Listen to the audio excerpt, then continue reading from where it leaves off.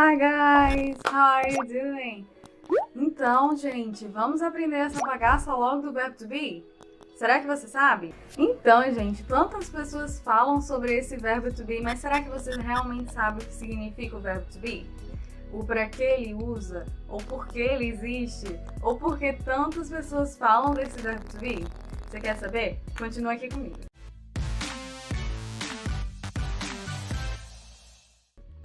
Então, esse verbo to be, ele simplesmente é o verbo ser ou estar.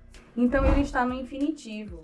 Então, no português, geralmente, quando está no infinitivo, você fala esse final com R, né? Ser, estar, falar. Então, esse é o infinitivo do verbo to be, tá? Então, ele significa as duas formas. Tanto ser como estar. Mas, Lene, como eu vou saber a qual usar? Ou o como ler?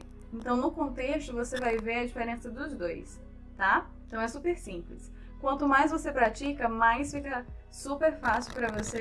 Então, vou dar uma dica bem fácil para vocês, que se vocês memorizarem esse verbo, você vai lembrar dos três do verbo to be. Amareis, tá? Então, se você dividir o verbo, vai ser I'm, are, is. Então, amareis. Então, se você lembrar desse verbo, você vai lembrar do verbo to be inteiro. Que é os três, né? Temos o am, vou colocar aqui do lado aqui para vocês. Temos o am. Esse am você só vai usar apenas com I. Esquece os outros, você não vai usar com nenhum deles, você só vai usar com I, tá? Aqui é eu. Então, para você dizer que eu estou, você vai dizer I am, tá? Então, esse é super fácil, se você vai usar com Então, I vai ser am, I am. Não existe you am, is am, não tem, tá? Então vai ser I am. Vários exemplos que eu posso dar aqui para vocês do I am. Então toda vez que você quiser dizer eu estou ou eu sou, então você vai falar o I am. Por exemplo, se eu quiser dizer que eu estou em casa, então I'm at home. I'm at home, tá? Então eu estou em casa. Eu sou uma mulher, então I am a woman. Tá? Então, toda vez que você usar sou ou estou em português, só você trocar para o I am, tá? E tem a contração também dele que vai ficar I'm. Então, você termina fechando a boca com I'm, porque é um M, tá? I'm a woman. É o mesmo significado, só você dá essa contração que vai ser I'm, ok? Seguindo, vai ter o are. Esse are você vai usar o R bem fechado, are, tá? Então, nesse daí, você vai usar com you, they, we, tá? Então, vai ser esses aqui, you, they, we, tá? Então, você vai usar neles para falar sobre você está, eles estão, nós estamos, tá? Então, nesse você vai usar o are. Ou estão, né? São ou estão. Então, esse vai ser o plural, tá, gente? Então, se você quiser falar em plural, sempre você usa o are, tá? Por exemplo, you are watching. Então, você está assistindo, ok? Você é uma pessoa. You are a person, tá? Então, você é ou você está, ok? Então, geralmente, esses só vão pro are. E a contração dele, você vai colocar um apóstrofo e um RE. Então, se você quiser abreviar, vai ser are, your, we're, their, tá? Então, sempre vai ter um apóstrofo depois da pessoa que você escolher colocar um apóstrofo e um RE, tá? Então, essa vai ser a contração. You are wonderful. Você é maravilhoso.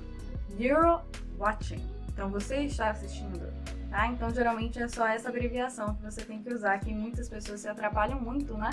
Porque você vê o are ali, tá perfeito, mas se ele tá na contração, você acaba esquecendo dele, né? Então, só lembrar na contração, ele fica your, their, we're, ok? E temos o he, she, it, que o he, she, it sempre vai ter algo diferente nele, tá? Porque eles são diferentões.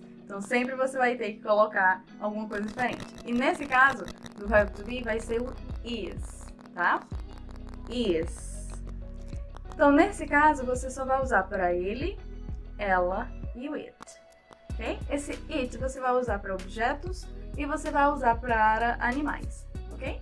Então, se eu quiser dizer ele está assistindo, vai ser he is watching. She is watching.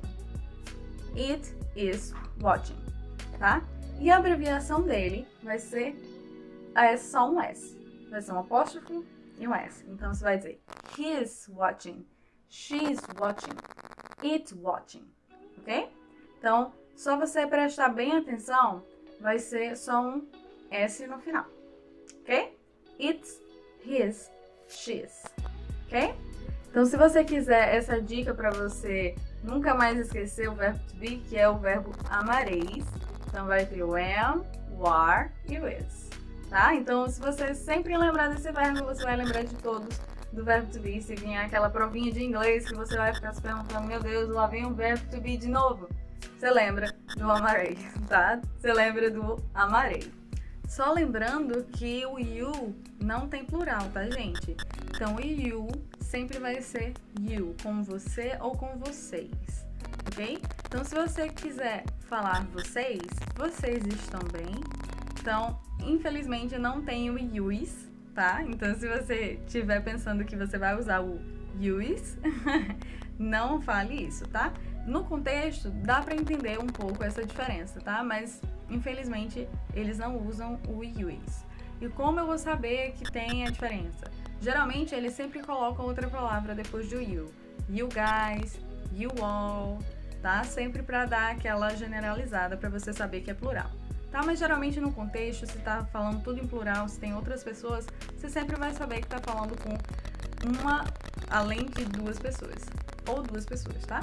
Basicamente isso. E se você quiser perguntar na forma do verbo to be, só você colocar todo o verbo to be antes das pessoas. Por exemplo, na frase Are you watching? Are you watching? Então você vai dizer, você está assistindo? Na forma normal vai ser You are watching. Então, você está assistindo. Então, para eles trocam. Então, é como se você falasse no português. Está você assistindo? Então, basicamente, é esse o modo deles perguntarem. Então, Are you watching? Is he watching? Am I watching? Então, vai ser assim. Estou eu assistindo? Está ele assistindo? Então, basicamente, é esse o modo de você fazer perguntas em inglês usando o verbo to be, tá? Então, ele é super facinho, gente. Se joguem no verbo to be, porque sem ele vai ser quase impossível você fazer uma frase, né? Porque sempre vai ser ou alguém está, ou alguém é, ou eu sou, né? Por isso que é tão focado esse verbo to be, ok? Mas não se preocupem que é super facinho. Memorizem o verbo amareis, que você vai se dar bem. Ok? Se vocês tiverem alguma dúvida, se vocês ainda acharem o verbo to be muito difícil, ou se vocês quiserem mais formas do verbo to be, como usar eles, mais exemplos de frases, vocês podem colocar aqui no comentário que eu vou amar responder cada um de vocês, tá bom? Então foi um prazer falar aqui de novo com vocês. Que bom que vocês estão assistindo e bye! Ver a diferença dos dois nos contextos, tá?